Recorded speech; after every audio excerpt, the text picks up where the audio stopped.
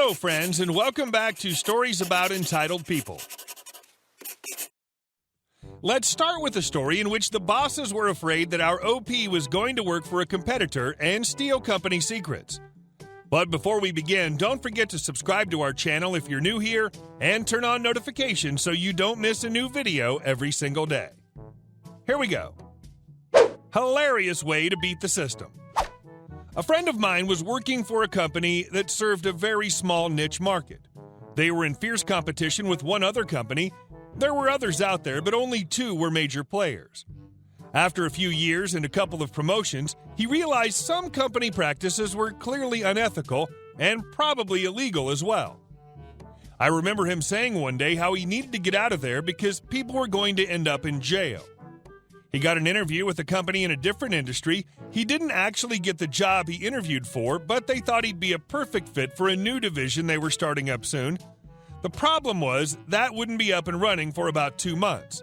Still, he was anxious to leave his old job, and he accepted the offer on the spot. The old company required 2 weeks' notice, and he'd seen them go out of their way to make employees' last 2 weeks as miserable as possible. So he told his boss he was starting another job in 8 weeks. When asked where he would be working, he politely said, "I'd rather not say." As he expected, they automatically assumed he was going to work for the competition. They also assumed that since he wasn't admitting it, he must be planning to take clients with him, steal trade secrets, or something else. Within an hour, he was locked out of his computer. Then both HR and security showed up to tell him he was being put on paid leave for his final 8 weeks and escort him out of the building. He did very well in his new career. Within a few years, his old company was bankrupt, and some of the management, including his old boss, were convicted of fraud and other charges. And our next story. Find a replacement or you're fired. Well, okay. My job when I was just turning 17 was fast food. The rules for requesting time off there were a major pain in the butt. Schedule started on Thursday and ended on Wednesday. So the manager in charge of scheduling creates and posts the schedule on Monday, so there's a few days between you getting your schedule and when you have to work. The problem is if you want time off, it has to be requested 2 weeks before they make the schedule. So if you want to take time off on the weekend, you have to ask almost a month in advance, and since everything is done online, if you miss that time frame by even a day, the program they use won't even let you put in the request. And asking in person when you have your next shift results in a, "I don't know, I'll try to get you those days off, but I really need 2 weeks' notice" standard reply. Usually you could get other people to cover your shift if you were gone for some reason, but I finally had enough when I asked in person. Longer requests needed to be in person to get 2 weeks off during winter break to go on a trip to Florida with my family, and they only gave me the second week off because there wasn't enough advance notice when I asked them at the beginning of November, and the trip was at the very end of December and covered New Year's Eve. Their policy is that you have to have 2 times where you don't show up or call in to tell them you won't show up or you're fired. So after getting a call from them, my first day off came around and I was halfway across the country. They said I needed to call other workers and find someone to cover for me or I'd be fired. I'd had enough, so I just blocked the number of the location I worked at and had a peaceful rest of my vacation, relying on the mentality of out of sight, out of mind. After I got back and tried to check my work schedule, my account had already been removed from the system. Most of the people who were good workers and would try to help you out if you needed them to take your shift had left, so I was looking to get a new job soon anyway. Later I learned they were being extra harsh around then due to corporate wanting to cut down on the overhead, and the best way to do that was to not employ as many workers. The cherry on top is that after I left, a friend that still worked there said that a couple of weeks after the general manager fired me, some of the assistant managers were saying that they missed me and how they now had to spend more time making sure jobs were getting done. And our last story. Greedy, money-sucking sister is now in debt. My mom, brother, and I lived in a tiny, crappy rented apartment owned by her half-sister. In the beginning, she knew we were looking for a place to stay and begged us to rent her unit because she needed the money desperately. This aunt is not close to us, barely met us in 18 years. She lives at her daughter's place and allowed us to rent out the whole unit, and considering she's a family member, it's a good deal, we thought. We only had to pay the rental and deposit or some crap for in the situation if we do move out without notice.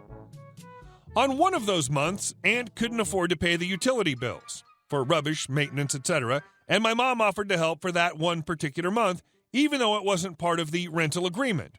But the following month, when utility was behind on payment again, Aunt gave Mom a stern warning telling her to pay on time. She somehow automatically assumes Mom will pay it each month for her just because she did it as a favor once. This means Mom will have to pay like an extra $100 on top of the rental cost each month, but she's a nice person. She didn't mind and wanted to help out my aunt, thinking she's having financial difficulties, plus she's a family member.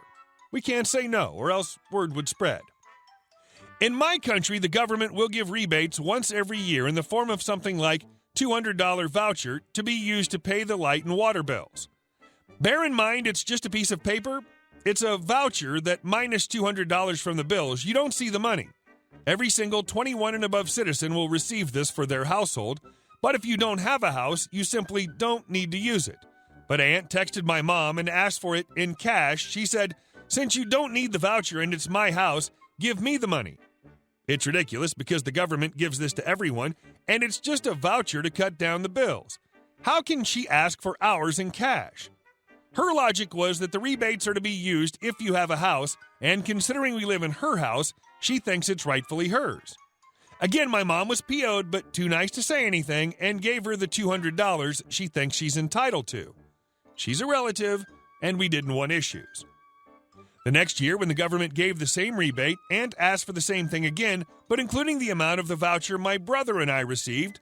So Mom got incredibly PO'd and told my aunt off, but Aunt pretended she didn't know the voucher was just paper and not cash.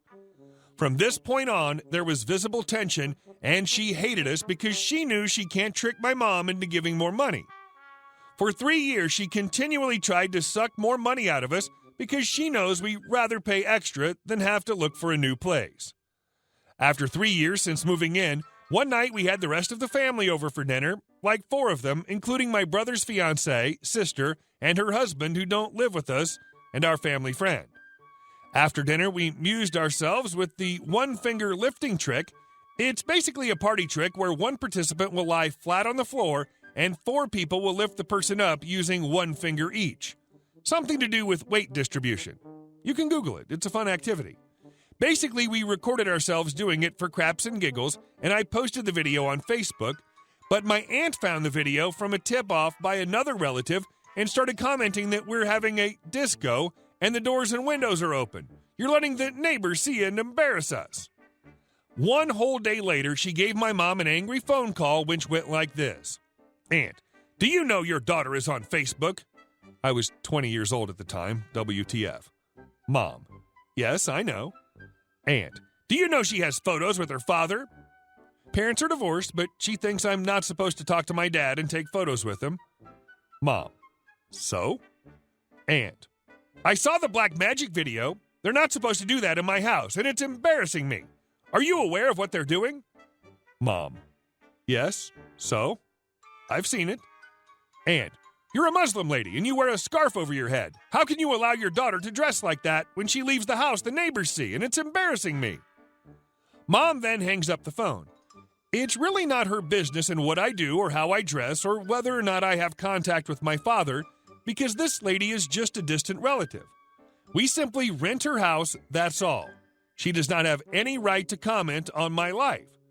The night we had family over was just a small gathering, and we were not being noisy.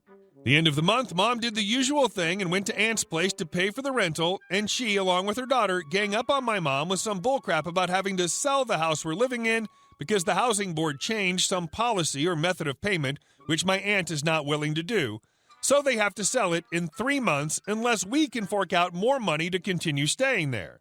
She told us, be gone by November, too, if we can't pay more. Mom just smiled and said, okay. We know it's just bullcrap and no such new policy. They're just threatening to sell the house if we can't pay extra rent money. That week, we packed up our crap and moved to my sister's place. We didn't need to give her any notice or warning because she told us to be gone by November. After we moved, she told my uncle that we owe her 3 months' worth of rent, payment till November, which she feels entitled to because she thinks we're supposed to live there till November, although never mentioned it, and only told us to leave as soon as we can.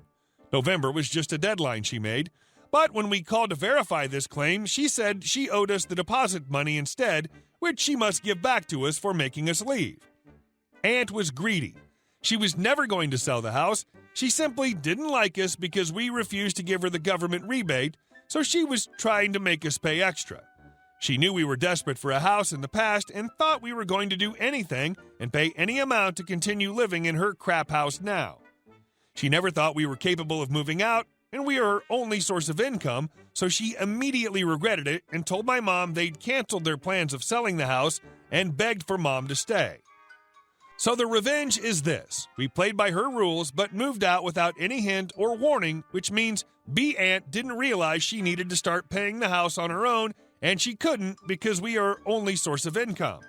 She's heavily in debt now. Nobody wants to rent her apartment because it's in such crappy condition. And on top of that, she also has to pay us the deposit money back, which she's struggling to do and has not fully paid back 2 years later. Hey guys, thank you all for watching the video. I'll see you in the next one.